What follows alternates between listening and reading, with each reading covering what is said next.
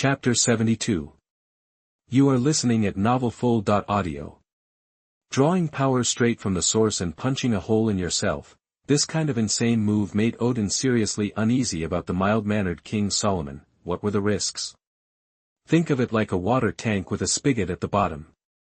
When you open the spigot, water flows out. The strength of that water pressure depends on the tank itself and how much water's inside. If the tank stays the same size, the higher the water level, the fuller the tank, the greater the water pressure when you open the spigot, and if you expand the tank, fill it up, and keep the same spigot, the water pressure increases even more when you open it, but there's a limit.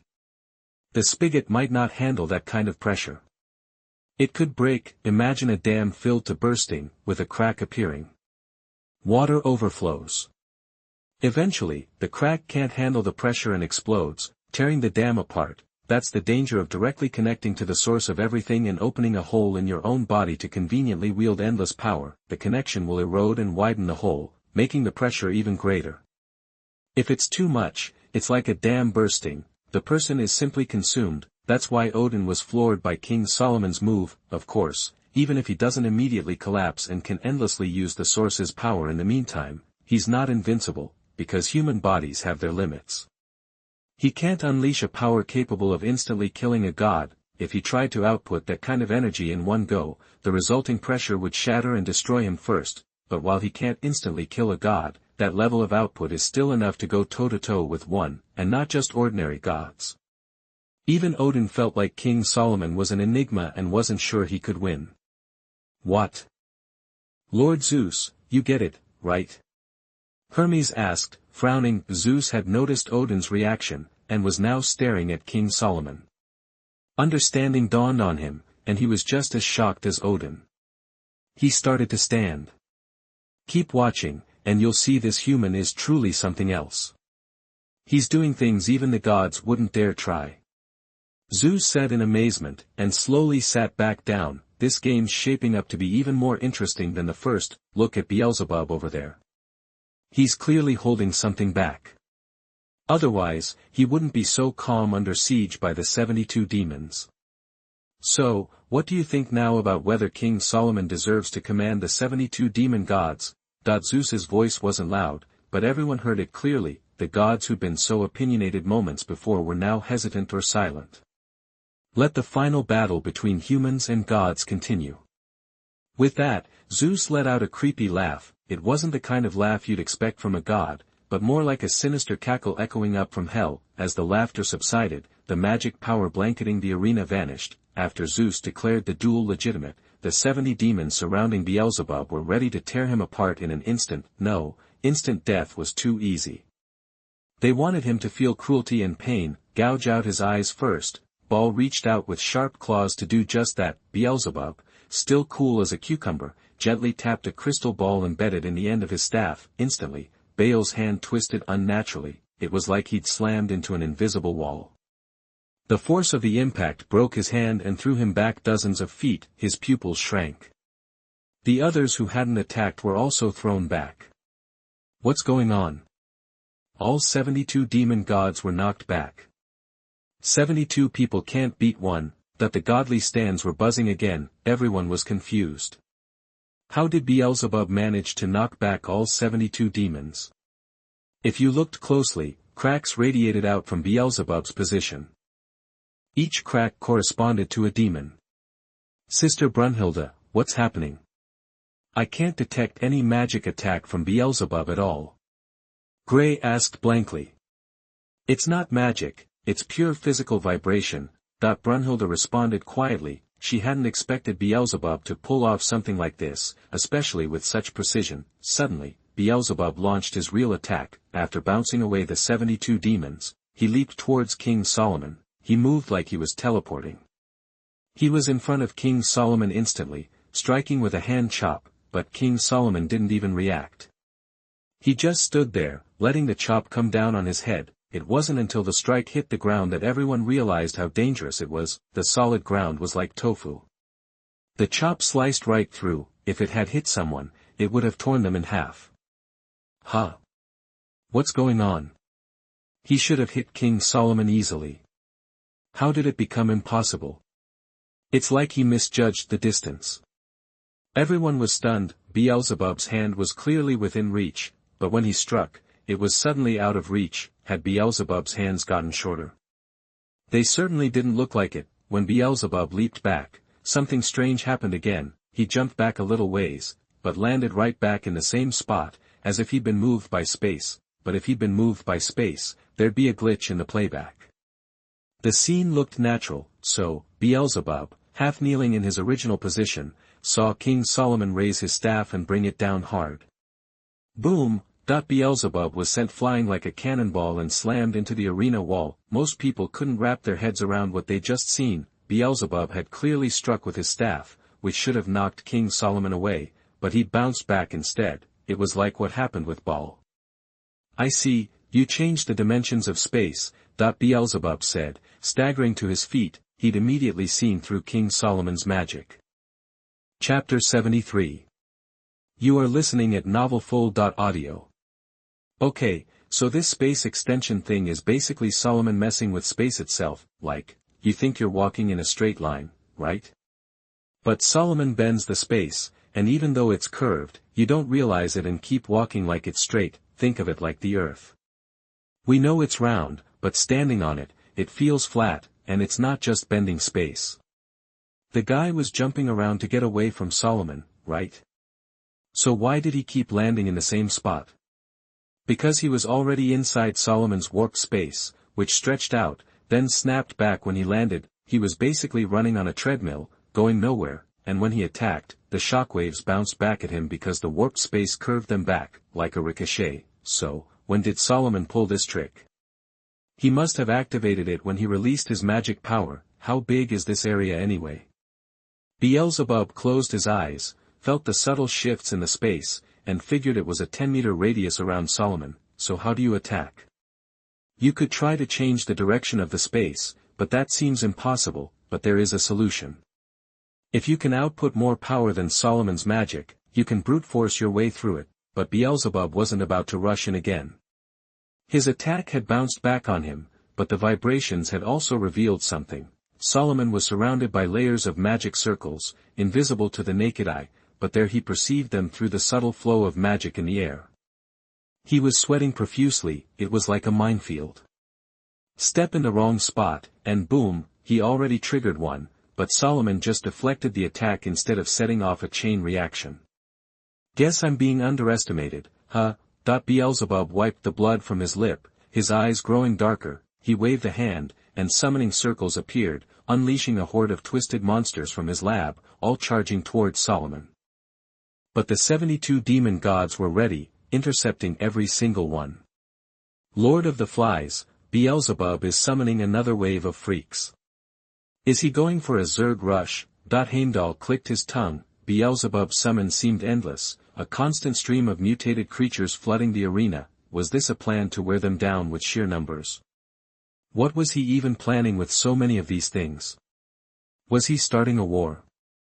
Either way, Beelzebub's danger level just went up a few notches in the eyes of the gods. Wait, what? Heimdall suddenly noticed something, his eyes widening. The slain monsters were resurrecting. More like their corpses were fusing together, creating new, even more grotesque creatures. Beelzebub's monsters were already nightmarish chimeras, and now they were evolving into something even more messed up. The new monsters were stronger, but still couldn't withstand the combined might of the 72 demon gods, who quickly tore them apart. Realizing the corpses were the key, the demon gods stopped using brute force and switched to methods that completely destroyed the bodies. How many of these things does this guy have? Damn it, this is endless. And the arena's too small. That the too small part referred to the arena itself. For a one-on-one fight, the arena was fine, but with 72 demon gods on one side and an endless wave of monsters on the other, the arena was becoming a cramped mess, hindering the demon gods. That's when the demon god ball tossed something out. The next instant, the arena vanished, replaced by a vast wilderness. Was that a foul? Nope.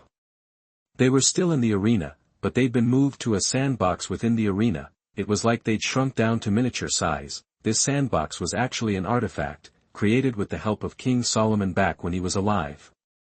It was proof that this human king's genius was beyond imagination, something to aspire to. It was like a high-tech weapon. Solomon designed it, but the demon gods were responsible for building it. Inside this artifact, the 72 demon gods' abilities were amplified. Of course, the energy drain was also much faster, plus, any enemy they targeted in the sandbox world had their power cut in half. With the space now larger, the demon gods could finally cut loose and beat down Beelzebub. Well, this is unexpected. Heimdall, the announcer, had also been pulled into this world. After learning the situation, he clicked his tongue again. What followed was a hellish war. The scene was incredibly brutal. Things weren't looking good for Beelzebub. His vibrations couldn't stop all the attacks from the 72 demon gods. If it wasn't for his monster army tying some of them up, he wouldn't stand a chance. What is he doing? How annoying, that the audience on the god side was furious. Instead of joining the fight, King Solomon had summoned a table and chairs and was casually sipping tea. Was he too confident? Or did he simply not bother dealing with Beelzebub himself? What the gods didn't know was that he was deliberately stalling for time. If the twilight of the gods ended too quickly, wouldn't those hidden shadows have enough time to act? It couldn't fully surface. So, he wasn't in a rush. This also allowed him to whittle down Beelzebub's seemingly endless supply of monsters. Better to deal with the creators of these things after. If the people behind them are, if the black curtain is accepted, it will be used to cause chaos. It was better to let Beelzebub use them up here. Of course, he also knew Beelzebub's goal. More importantly, he passed. Revelation, use sixth sense, is that if he relies on his own ideas, then this duel will get the best result. Chapter 74. You are listening at novelfull.audio. Even though the sand table is huge, taking up nearly half the arena, the figures inside are tiny. Watching it head-on, you'd feel like you're peering into Lilliput. Thankfully, Heimdall projects the action overhead, like a holographic display, so we can clearly see the brutal fight raging between the two sides. What's unfolding is a war unlike any seen in tens of thousands of years. This bloody spectacle has a lot of gods doing some serious soul-searching. Sure, gods have disagreements, but large-scale wars are practically a thing of the past, never to happen again, or so they thought. But maybe they've gotten too complacent. Their legions haven't had proper training in ages, and everyone's slacking off. What happens if they're suddenly invaded and caught off guard? After this Twilight of the Gods battle, we're resuming training and tightening security back at base, ASAP. Scratch that, some of the more anxious gods are thinking, let's do it now. Especially with everyone's guard down during Ragnarok 003. It's time to get the troops back home, buckle down, and stop loafing around. King Solomon, seriously? Gray muttered, pretty much at a loss for words. This is supposed to be the final showdown between humans and gods, a life-or-death struggle for humanity, a brutal all-out brawl. Yet, here's this king, just chilling, calm as you please, like he's watching a game. Okay, the brawl is brutal, but that's just the 72 demon gods slugging it out while he kicks back. This kind of composure usually means the humans are winning. You'd expect King Solomon to jump into the fray, press his advantage, and seal the victory. But he's just hanging back. Is he really that confident? Gray couldn't help but worry that something might go wrong. He glanced sideways at his sister. Her face wasn't filled with joy, it mirrored his unease. What's he thinking? Brunhilde wondered, biting her thumb, completely baffled by King Solomon's behavior. Is this arrogance? Is he underestimating the enemy? Looking at Beelzebub in the sand table, even though things are gradually turning against him, his expression remains as placid as ever, which is giving Brunhilde the creeps. Beelzebub has something up his sleeve. Correction, he definitely has something up his sleeve. So far, he's just been summoning a bunch of modified creatures to fight for him, playing mostly defense. But remember, Beelzebub is supposedly cursed by Satan. Anyone who associates with him risks having their soul devoured. Plus, he once offed ancient hellspawn so powerful that even the top gods took them seriously. Basically, Beelzebub is holding back, and probably has some kind of master plan cooking. Meanwhile, King Solomon is just. Solomon. Though, this king can see the future, right? Maybe he's foreseen something, which is why he's not rushing in. Wait, Beelzebub, Mr. Poker Face himself, is finally cracking a smile. That's not good. Something's about to go down, Sand Table World. Cut it out. No more pure energy attacks. The Supreme Four-Pillar Demon God yelled, immediately ordering everyone to cease that tactic. He just realized a major problem: some of the energy they were throwing around wasn't dissipating normally after the attacks. It was getting sucked away by something. Not just their energy, but also the energy from the monsters that were killed. It was all flowing toward Beelzebub. Was this guy trying to devour their power and get stronger? It actually makes sense, seeing as he represents gluttony among the 7 deadly sins. He immediately alerted the others, but some of those guys had a different idea. So, he wants to absorb it, huh? Then let's give him plenty to absorb. If we can, let's let him absorb it all. Point 2 of the 4 supreme pillars didn't want to stop the attack. Instead, they wanted to unleash an even bigger blast, right at Beelzebub. And those 2 weren't alone. A ton of other demon gods followed suit, launching a massive barrage. Stop! The god overseeing the 4 pillars tried to intervene, having spotted Beelzebub's unsettling smile. Too late. The combined attacks from nearly half the demon gods slammed into Beelzebub and the surrounding hordes of monsters. Boom, star, the apocalyptic explosion threatened to shatter the world. The entire sand table groaned, seemingly on the verge of collapse. The audience watching outside started to panic. They were terrified that the sand table artifact wouldn't hold, and the blast would escape, destroying the arena. The cowards among them ducked and covered their heads. As the host, Heimdall hadn't expected the demon gods to suddenly ramp up their power output. The force of the explosion sent him flying, slamming him into the ground so hard that half his body was buried. The blast was so intense, some gods might have been killed by stray energy. What's going on with Beelzebub, the Lord of the Flies? Ha ha ha ha ha. The slightly unhinged laughter came from Beelzebub's direction. Judging by the confident tone, he was doing just fine. At the same time, Heimdall felt an aura emanating from the same direction that sent a shiver down his spine. It was the power of darkness, so profound that it made his hair stand on end, like staring into the abyss. As the smoke cleared, a scene of devastation came into view. But everyone was focused not on the ravaged landscape, but on the giant egg in front of Beelzebub. Crack, crack, crack, star, the eggshell was splitting open. And when the crack spread wide enough, it suddenly exploded. The being inside had forced its way out. It was a humanoid figure, with 2 horns on its head. Chapter 75. You are listening at novelfull.audio. The crowd in the arena was on edge. Beelzebub, a guy who never cracks a smile, was now laughing like a maniac, sending shivers down everyone's spines. I was definitely feeling the panic, wondering what kind of monster was about to hatch from that dome. It wasn't just about some horrifying, ugly beast. This felt like it would be a mental torture session. When the shell finally shattered, black mist billowed out, like a smoke bomb going off, and within that swirling darkness was a figure even blacker than the smoke itself, a humanoid shape with bizarre horns jutting from its head. What the heck is that? The astonished voice came from one of the gods, who seemed a little too relaxed. The lollipop he'd been sucking on fell to the ground in shock. Hey! Sakya, the god next to him called him by name, Sakyamuni, the main god in the Buddhist pantheon. For him to be this freaked out, Beelzebub must have conjured up something truly terrifying. This dude's cooked up something seriously bad.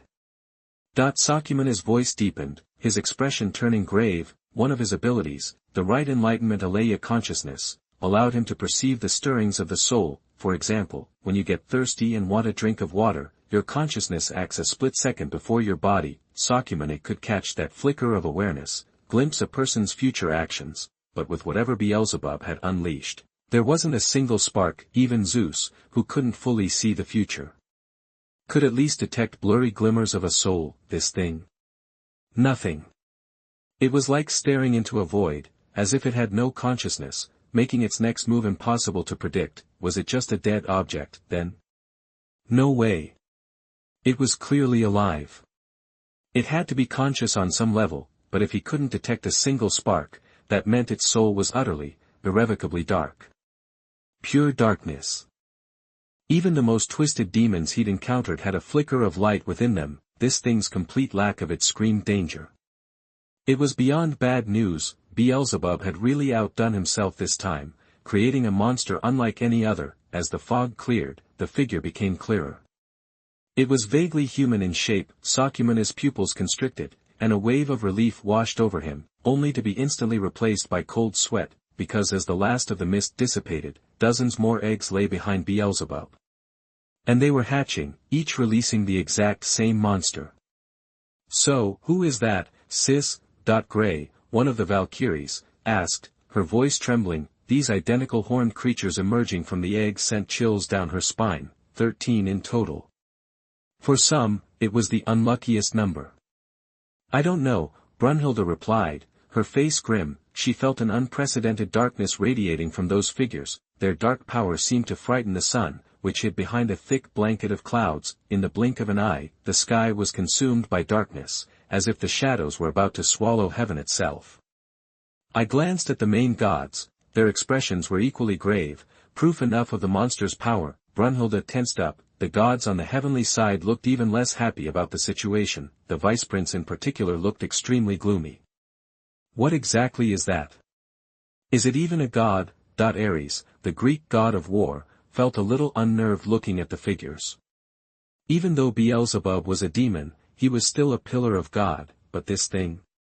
It wasn't divine in any way, and it certainly wasn't human. It was something utterly alien to his understanding, a monster that triggered his instincts as a god, causing strong rejection. It was like facing a natural enemy, akin to the demons in hell, the natural enemy of their natural enemy. He's really cooked up something incredible. Loki clicked his tongue. For the first time, he had the distinct feeling that this thing should not exist. So, what was it? It wasn't just some random monster. It had a human face. Could it have existed before? And Beelzebub had somehow obtained a piece of it and cloned it. That's the legendary berserker from the underworld. Ares and Loki froze, startled by the interruption. Ares snapped to attention, standing as straight as a soldier before his commanding officer. Why are you here? The word stammered out of Ares's mouth. The handsome man before him was a powerful figure in Greek mythology, more feared than Zeus himself. Ah, Lord Hades, please, have a seat. Ares jumped up from his throne, offering it to the newcomer. Well, Beelzebub suddenly making an appearance got me curious. Hades sat down, his face expressionless as he watched Beelzebub in the arena. He was one of the few people Hades actually recognized. Hades had even given him that cane he carried a long time ago. Lord Hades, do you think that thing is a berserker from the underworld? Loki was clearly anxious to get an answer to what he'd just said. Yes. That's the ancient berserker rumored to be recorded in the underworld. Legend says that when white light and pure black een meet, the corner of the underworld will awaken, and the darkness of eternal marks will be born. Its name is, the sixth heaven demon king, Bo-Sun. Hades's expression darkened slightly. He knew about Beelzebub's research, his quest for ancient, legendary beings to create and unleash for his own purposes, but he hadn't expected him to suddenly appear on the stage of Ragnarok, representing the gods, and successfully resurrect, or clone, this thing, and not just one, but a dozen. That was way too many. What worried Hades even more was how Beelzebub had managed to gather the resources to create so many demonic transformations. Was someone using Beelzebub to achieve their own goals? Was it Odin? Suddenly, a strange roar echoed, and an unbelievable scene unfolded in the arena. Chapter 76. You are listening at novelfull.audio. With his terrible people skills, it's a wonder Beelzebub could manage a demon army at all. Obviously, someone with deep pockets was bankrolling him to create this army of transformed demons, which were supposed to be deployed at a crucial moment, but Beelzebub hijacked them. It wouldn't be a problem if he used them effectively, but he just threw them at the 72 demon gods.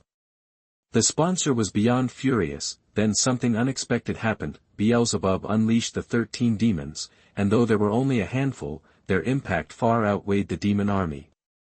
Did that guy hide this too?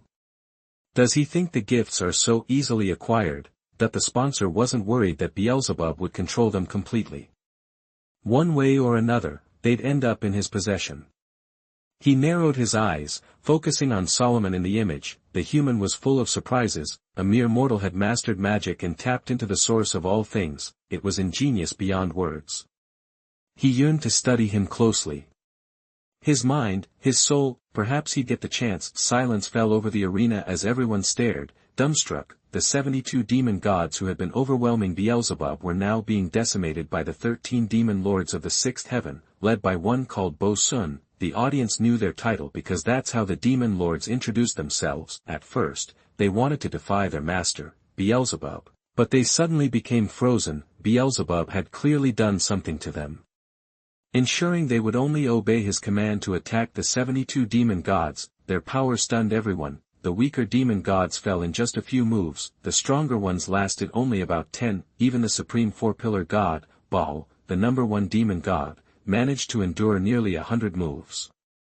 Splat! That the sharp thorn in Demon King Bo-Sun's hand pierced through Baal's defense and impaled his chest.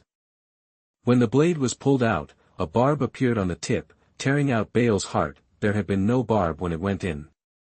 Demon King Bo-Sun could freely transform his body, conjuring bone swords from his back or morphing limbs into axes and knives. The nearly 100 moves might sound like a long battle, but it only lasted a few breaths. From a human perspective, the weaker demons were basically wiped out instantly. The 72 demon gods' defeat was utterly unimaginable. Not just the humans, but even the gods were shocked.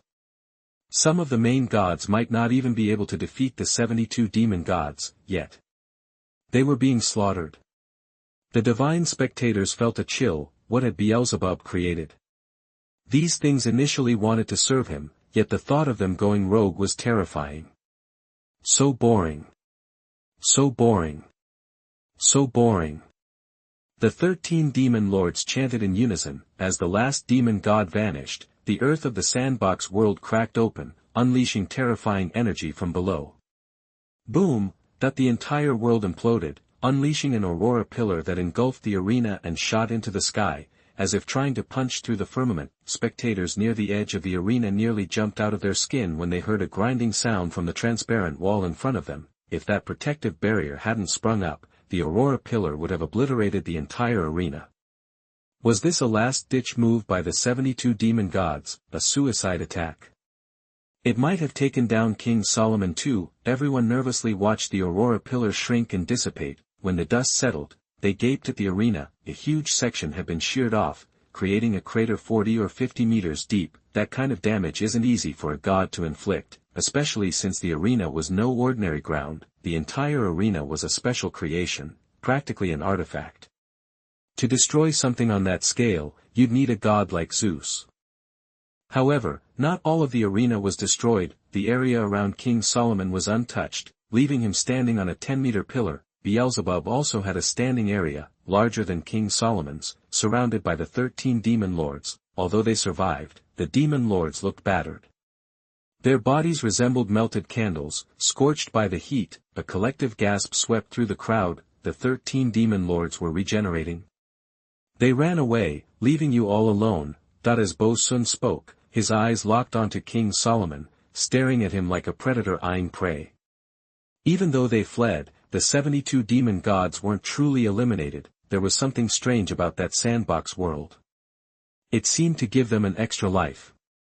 "He's mine," that the Boshans repeated, this time to themselves. Then they laughed, a chilling sound. As the laughter faded, 13 figures appeared around King Solomon without warning. Did the scene suddenly multiply to 26? No, the Lord God saw it. The figures were moving so fast they created afterimages on the human retinas.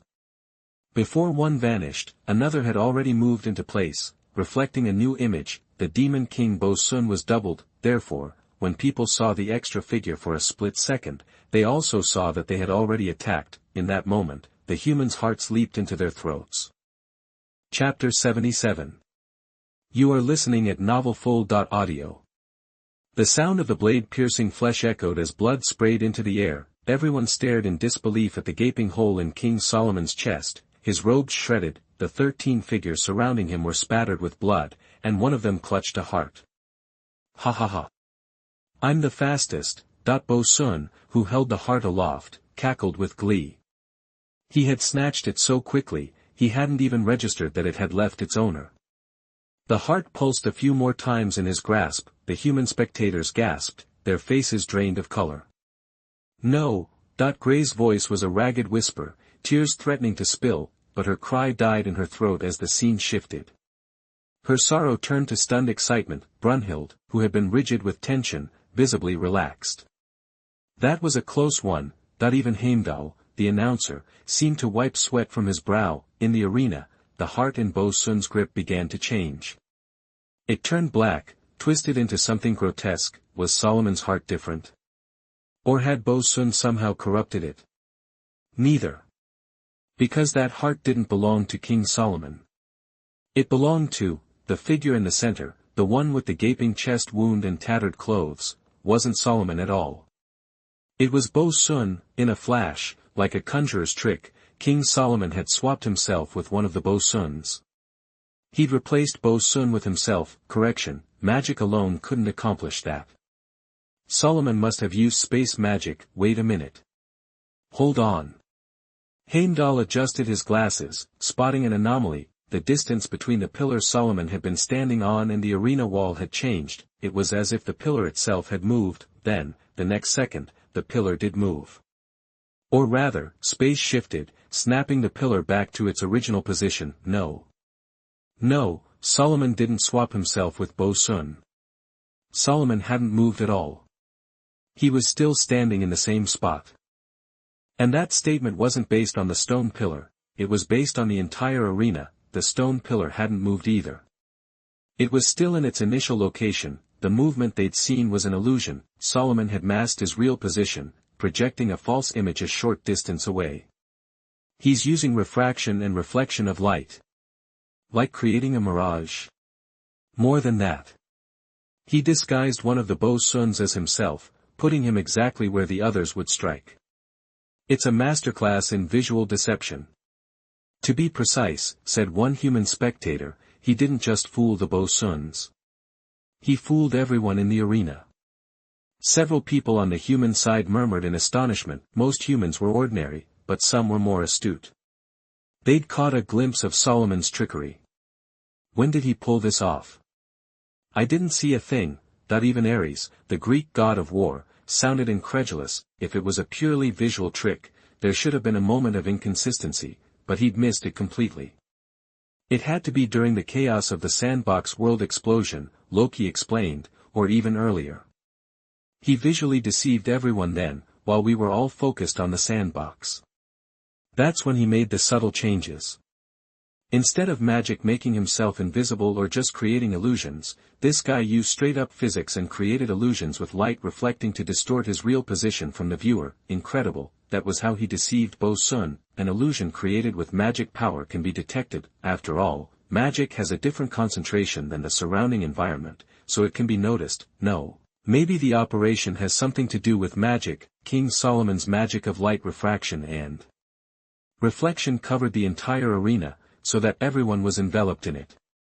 They did not realize the difference in magic in the air. Ha ha ha.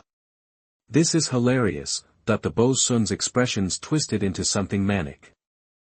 What they did next made the audience's skin crawl. The Bo-sun with the heart ripped open his jaws and swallowed it whole. Then he collapsed. At the same time, the Bo-sun who had been standing with a hole ripped through him was torn apart by the others. Ugh. So, that's what they are. Is there really nothing wrong with that monster Beelzebub created? They're eating themselves. The 12 Bo-suns shared the food, gobbling it down in seconds. The audience, gods and humans alike, struggled to stomach the sight. If they were animals, it'd be one thing, but Bo-sun resembled a human. This cannibalism crossed a line. Some gods secretly hoped that Solomon would win the fight. They had lost hope in Bo-sun and just wanted to eliminate him and Beelzebub from this world. The guy was too dangerous. creating abominations at random. Is it just an illusion? Or do they look different? Are they getting bigger? Those who noticed the changes began to sweat. Could this be connected to Beelzebub's gluttony ability? And why did one of them glance at the audience and lick their tongue? Did they view everyone as food? The Bo-Suns refocused their attention on Solomon, who was making a new move. A magic circle expanded from him, which the audience immediately recognized. It was a summoning circle for the 72 demon gods. Did he really mean to summon the 72 demon gods? Was this a death wish? Chapter 78. You are listening at novelfull.audio. The 72 demon gods hadn't actually been killed, otherwise, Bo-Sun wouldn't have said they'd escaped. Now, King Solomon was trying to summon them again. Was he out to get them? Hold on, maybe it wasn't just the original 72 demon gods he was after. What about Belial, the big shot demon of hell, for instance? Could even Belial stand up to those waves? Maybe he was summoning multiple beings on Belial's level. The gods and humans present were all on the edge of their seats. Lord Zeus, think Belial's got this? Who knows? Zeus shrugged, but even as he said it, he doubted Belial could take on all 10, 3 or 2, maybe, but 13, no, 12, they'd definitely be overwhelmed. And these 12 were souped up somehow. Why did they seem even stronger than 13? If those 12 devoured each other, leaving only one at the end, what would that be like? Zeus's face turned grim. This was seriously dangerous. If it got out of hand, it would be a major catastrophe. Hades had just messaged him, saying something like this had nearly destroyed the underworld way back when, and Beelzebub had found a leftover scrap of it and cloned it. What was that guy even thinking? Trying to bring down all of heaven? Knowing Beelzebub, he might actually try it, and if Beelzebub had that kind of crazy funding for research, was Odin the one bankrolling him? Was Odin someone else he needed to watch out for? This ain't good. The two crows were starting to sweat. Beelzebub's performance was clearly rattling some of the gods, and Odin's nomination of Beelzebub for the battle was only making them more suspicious. They were about to say more, but stopped when they saw the cold, emotionless look in their master's eyes. Their focus shifted to the arena. Following King Solomon's call, the figure that appeared was the 4 supreme pillars, but where were the others? Had they been spooked by Bo-Sun and chickened out? Makes sense. They'd gotten their butts kicked by him just now. Coming back for another round might mean real death this time. Wait a minute, something was off with the summoning of the 4 supreme pillars. Too, their forms were flickering, not like trembling from fear, but like a glitchy TV signal, making them appear in multiple overlapping images. And it wasn't just them, the magic circle summoning them was glitching, too, like several circles stacked on top of each other. Are they refusing the summons? The Norse trickster god wondered, frowning. Wouldn't blame him. They barely escaped with their lives last time. Summoning them again without that sand table thingy is practically suicide. Ares figured they were definitely resisting King Solomon. Who'd willingly walk into a death trap? How could the 72 demon gods accept the summons obediently, so they are resisting? No, that's not it. Hades, god of the underworld, narrowed his eyes. The expressions on the 4 pillars' faces didn't look like resistance, more like shock, and they weren't shocked about being summoned again, but by something else that was happening. Their pupils had shrunk. Was King Solomon pumping out way too much magic? Lord Zeus, the magic output is way beyond what it took to summon the 72 demon gods the first time, and even more than it would take to reverse summon them. What's he up to? Hermes couldn't figure out why King Solomon was burning so much magic just to summon the 72 demon gods. Zeus didn't respond, ignoring his question. Instead, he leaned forward, eyes wide, taking in the scene. He must have seen something. The glitching suddenly stopped, and all the flickering images snapped back into place. So, only the 4 supreme pillars of the 72 demon gods had been successfully summoned, and the instant the summoning completed, the waves on the other side appeared beside the supreme 4 pillars with insane speed that would leave afterimages. 3 against 1, they were about to rip those pillars apart. Holy crap! Hermes' eyes bulged. He'd expected the 4 supreme pillars to get trashed instantly, but that couldn't be right. King Solomon wasn't that stupid, which means that King Solomon might return to his old ways, which is to use visual deception to provide assistance to the supreme four pillars, but there was no trick of deception this time. This time, each of the four supreme gods blocked 3 waves of attacks.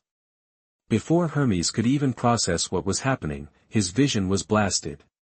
And 4 of the Bo-Sun waves were wrecked. One was sliced clean in half from head to toe, another had a hole the size of a bucket blown through its chest, a third's head exploded, and the 4th was twisted up like a crushed soda can. What the heck is going on? Heimdall, the anchor, was stunned. Before, the 13 waves had been tearing through the 72 demon gods like tissue paper. Now, after being summoned again, he only summoned the 4 supreme pillars. The situation was reversed and turned into a wave. The Suns were crushed instead. Did the Bo-Suns suddenly get weaker? No, the supreme 4 pillars had suddenly gotten ridiculously strong. It had to be King Solomon's doing. He was still pouring huge amounts of magic into that summoning circle. Wait, Solomon wasn't just working one magic circle. There was another one above his head. Heimdall craned his neck, gaping at the massive magic circle turning in the sky beyond the arena. Up close, you could see that the seemingly simple 5-pointed star was actually made up of countless smaller magic circles. So, that guy is pulling some crazy stunt again. Zeus, who had been leaning forward, sat back, amused. He'd figured out why the 4 supreme gods had become so powerful. It was obvious to everyone that King Solomon had juiced them up, given them some kind of blessing. But he could see the real trick. King Solomon was doing something insane, summoning the demon gods from different points in time and forcibly merging them. That asterisk was why the 4 supreme pillar gods had suddenly become so powerful. Zeus felt a sudden surge in King Solomon's magic output, but many gods felt that this had not changed. It was like drinking a cup of there was just a drop of water dripping into the already completely filled water cup, and it looked unchanged. King Solomon's magic had spiked suddenly, and not by his own will. The hole was finally starting to loosen. Chapter 79. You are listening at novelfull.audio. The 4 supreme pillars, stacked together like that, got stronger, but their thinking got slower. Each demon god originally had unique abilities, but now they're just brute force brawlers. If they used their powers with any finesse, they could have completely obliterated Bo-Sun's body instead of just leaving it there. The problem with being just pure rage is that the surviving Bo-Sun keeps nibbling away at them. And while they could instantly obliterate 4 Bo-Suns before, the 4 supreme pillars aren't powerful enough now for easy one-hit kills. The reason they took out those first 4 Bo-Suns so quickly was because Bo-Sun underestimated them. Of course, the 8 survivors learned their lesson, so they wouldn't be wiped out in the blink of an eye if they faced the 4 pillar gods again. Even so, the 4 pillar gods had a serious upper hand, making it tough for the Bo-Suns to even block, let alone strike back. So, they need a power-up to devour themselves. But during their risky move, some were killed. Is that all you got, trash fish? Only 4 pieces of garbage left. 2 of the demon gods taunted the remaining Bo-Sun, twisting their faces in anger. Earlier, in the sandbox world, these same Bo-Sun had mocked the 72 demon gods, calling them bastards. Fine. Very well. I'm through playing nice. In that case, we 3 are yours. 3 of the Bo-Sun suddenly announced to the others. In the next instant, that Bo-Sun plunged his hands into the hearts of 2 of them. He then opened his bloody maw and bit into the chest of another Bo-Sun. He's eating them. The audience's skin crawled again. An even more terrifying sensation washed over them. The very air around this last Bo-Sun made some people want to run screaming. His body hunched over, then started to shake violently. That's the feeling, that he straightened up with a roar that vibrated through the arena. This is the power that can kill you.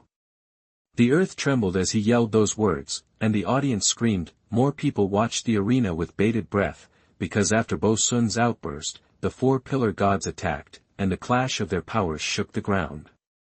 Grab it. Grab it. Heimdall's eyes were bugging out. As if on cue, Bo-Sun caught all 4 fists of the supreme 4 pillar demon god.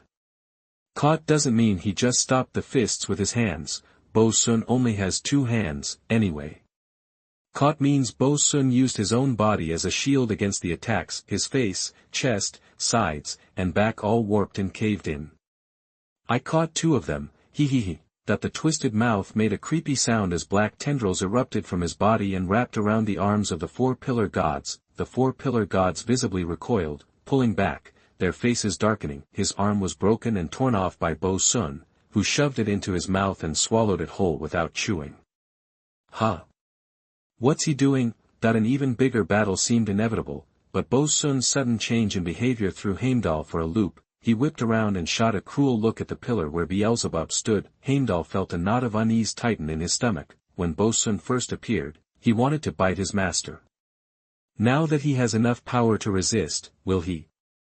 You can't control me anymore, so cough it up. I can feel there's more of me inside you. Make me complete, and I promise you a quick death.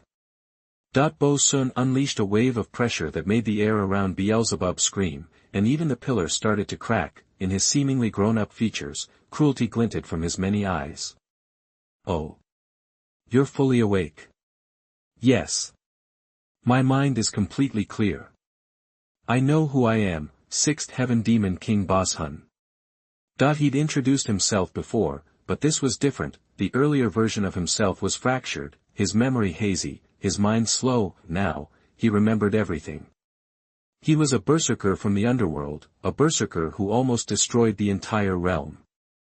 I see. Beelzebub sounded both tired and relieved. He threw off his cloak, and a pile of glass jars crashed to the ground. Inside the jars were grotesque creatures with double horns, a gaping mouth, and a tail. These were the seeds of Bo Sun that Beelzebub had cultivated. They writhed, all drawn in one direction, towards Bo Sun, longing to merge. Then, the complete Bo Sun would be able to kill him. Beelzebub had never truly trusted the promise made by the sponsor behind him. He never wanted to resurrect his friend, not if that friend was just going to live under that person's thumb, with their life and death controlled by another.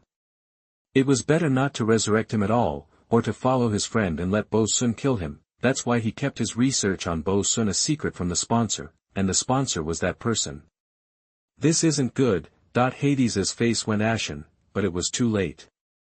The arena had erected a barrier to protect the audience, and he couldn't rush in. He could only watch as Bo Sun shattered the glass jars in an instant, sending all those creatures swarming, biting, and burrowing into his body like leeches. The Demon King who nearly destroyed the underworld was about to fully awaken. Chapter 80. You are listening at novelfull.audio. Goosebumps crawled all over me. What I was seeing was a straight-up nightmare, this fist-sized, freaky tail with double horns and a mouth full of razor teeth.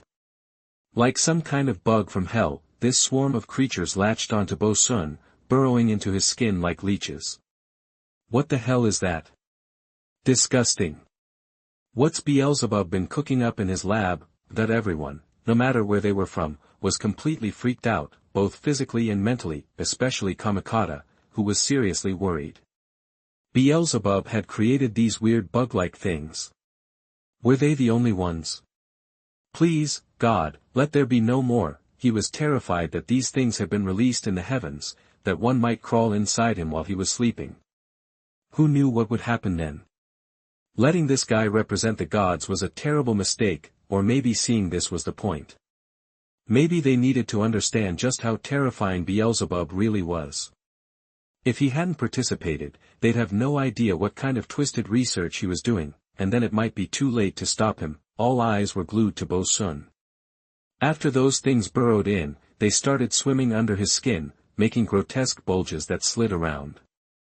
It was sickening to watch, but Bo Sun looked like he was actually enjoying it, completely ecstatic. Then, his body suddenly swelled, his physique becoming noticeably bigger, his muscles turned rock hard, and black lines appeared all over his skin, but the gods didn't care about the change in appearance. They were focused on Bo Sun's power, which was surging. Hoo, that he clenched his fists and screamed at the sky. Boom, a deafening thunderclap shook the heavens, and a terrifying blast of lightning crashed down, startling everyone. The power of that lightning was on par with Thor's divine punishment. Was this King Solomon's attack? Is that all you got, trash? You're useless. Bo Sun flipped off the sky, and that seemed to piss it off. The entire sky filled with writhing lightning snakes, then, they all converged and plunged down. This is divine punishment. Someone finally realized what was happening and screamed in shock. Heavenly punishment and divine punishment were two different things, but people often confuse them. This heavenly punishment was triggered because the world tree sensed a threat, something that shouldn't exist. So, it instinctively launched an attack to eliminate it, but then, something even more shocking happened. Even the main gods were stunned. The moment the heavenly punishment struck Bo-sun, it split in two. What did he do? Are you kidding me? He actually tore the thunder apart. Everyone's eyes bulged out of their heads. They were terrified. He had split the lightning in two, and the thunderclouds were being torn apart as well. It looked like they might never reform. It seems he's fully awakened and resurrected, Hades said grimly. What do we do? Lord Hades, should we stop the duel? Ares, the god of war, was panicking, completely lost. Hades had said that this, sixth heaven demon King Bo-sun, had once nearly destroyed the underworld, which wasn't just some small space. The so-called hell, the demon world, the kingdom of roots, they were all part of the underworld, so, nearly destroying the entire underworld was a huge deal. Relax. You're making us all look bad, Hades snapped. Ares went stiff, his face flushing with shame, not anger. He wouldn't dare be angry, not even in his thoughts. Ares respected Hades too much. But Hades cut him off and started talking directly to Zeus. You need to be ready. This thing is beyond Beelzebub's control. He glanced at Beelzebub in the arena, who was wearing a faint smile. Hades sighed. That guy was finally getting what he wanted. Bo-sun, having defeated the heavenly punishment, lowered his head and looked at Beelzebub. He grinned cruelly, and then, poof. Everyone was stunned. They knew Bo-sun wanted to kill Beelzebub, but seeing it happen was still a shock. Bo-sun's hand had pierced right through Beelzebub's chest, and now he pulled it out, clutching the still beating heart connected by bloody vessels. Well, now what? How's this final battle between gods and humans going to be scored? Are you an idiot? Are you still thinking about that? Some of the gods were still focused on the duel, and the others quickly shut them down. The audience was in danger. Beelzebub had it coming. He shouldn't have been messing with whatever monster he resurrected. Now he'd been killed by it. Oops, my bad. I lied when I said I'd let you die happily, Bo-sun said, rubbing the heart and wearing an evil grin. He wasn't going to let him off that easily. Sure, Beelzebub had resurrected him, but then he had the nerve to order him around, to try and control him. That was an insult. He deserved to suffer. But I'm not wrong. I will let you die happily. It just means you'll die in so much pain that it makes me happy. Isn't that a happy death? With that, he jabbed the heart with his fingertip, causing Beelzebub's body to convulse. But the guy wasn't even screaming. No matter, he'd torture him properly. Just as he was about to keep poking at the heart. It's finally coming out. Then die with me. What was this guy saying? Suddenly, Beelzebub gave Bo-sun a weird vibe. His eyes, which had looked almost relieved, were now full of emotion, almost, desire. Desire for Bo-sun. What the hell? What's this? Bo-sun was shocked. A mass of root-like things erupted from the heart in his hand, instantly spreading up his arm. Was this going to devour him? You want to eat me? You think you're... His voice cut off. Bo-sun's expression froze. He was trying to swallow them, but he was meeting unimaginable resistance. Panicked, he tried to expel them, but nothing worked. Without hesitation, he chopped off his arm. But just as he was about to breathe a sigh of relief, even more roots burst out of his heart, instantly wrapping around his entire body. He could feel himself being devoured. Chapter 81. You are listening at novelfull.audio. What the heck was going on? The sudden shift caught everyone off guard. Bo-sun seemed ready to break his promise and brutally kill Beelzebub, which honestly, didn't surprise anyone. After all, Bo-sun didn't exactly scream man of his word. So, if he was going to torture Beelzebub to death, the gods weren't exactly going to shed any tears. Beelzebub had it coming, but this sudden reversal stunned them. They were expecting to see Beelzebub writhing in agony, but what was up with his heart? Tiny tentacles sprouted and latched onto Bo Sun's hand. Shocked, Bo Sun panicked and chopped off his own arm. Was Bo Sun afraid of that heart? But cutting off his arm wasn't enough. 060's heart pulsed faster, and its tentacles swarmed Bo Sun. Like supersized earthworms, the tentacles burrowed into Bo Sun's body. The grotesque sight made everyone's skin crawl. The duel devolved into a horrifying spectacle, a form of mental torture. Damn it, get out of me. Get out of my body, Bo Sun roared, desperately trying to tear the tentacles off, but the more he pulled, the more entangled he became. Damn it, don't try to devour me, Beelzebub wanted to devour Bo Sun. Had the tables turned? What is that weird heart? It's like another creature living inside him. Could it be? Someone's face paled as a realization hit. Is it a curse from Satan? Beelzebub had always been shrouded in such legends and rumors that no one dared associate with him. Satan's curse? Lord Hades, what in the world is that? Ares, the god of war, asked, rattled. Bo Sun, who almost destroyed the entire underworld, was afraid of that heart. I have no idea, Hades replied, his expression even darker. Now, that theory seemed more plausible. Beelzebub in the arena had changed, becoming so bizarre, like something else had taken over from within, but how could a personality shift be so terrifying? There had to be a secret hidden somewhere, and that secret had to be Beelzebub's heart. That heart was practically a living thing of its own. Could it be that the heart was suddenly dominating Beelzebub? Could this thing actually suppress Bo Sun? If so, Beelzebub's wishes seemed futile. Damn it, damn it. You damn trash, if I hadn't left that spell on your soul from the beginning, you'd be nothing. Bo Sun raged. Spell. Hades couldn't help but grimace at the thought. Everything about Beelzebub was designed to be used by others. Ares, standing next to Lord Hades, grew even more frightened, not just by what was happening in the arena, but also by Hades himself, because the Lord was visibly angry. The next moment, Hades' signature weapon materialized in his hand. Hades wasn't going to intervene yet. He wanted to see what King Solomon was planning. Even in the face of this scene, Solomon maintained a level of composure. If things got out of hand, the duel would be immediately called off, and Hades would personally deal with the monster. Damn it, Hades cursed again, noticing a subtle shift in Beelzebub's expression. Anger, frustration, and despair. Beelzebub himself seemed to realize he'd failed, unwilling to be defeated and wanting to regain control, but unable to do so. Trash fish. Who are you calling a trash fish? Who else? You, the backstabbing, stinking fish, Bo Sun retorted. Ha ha ha. Damn you, you bastard, give it back, Bo Sun screamed, his heart being devoured from the inside by something. Now, you become a part of me. As soon as Beelzebub spoke those words, he became completely entangled in tentacles, not a single inch of skin visible.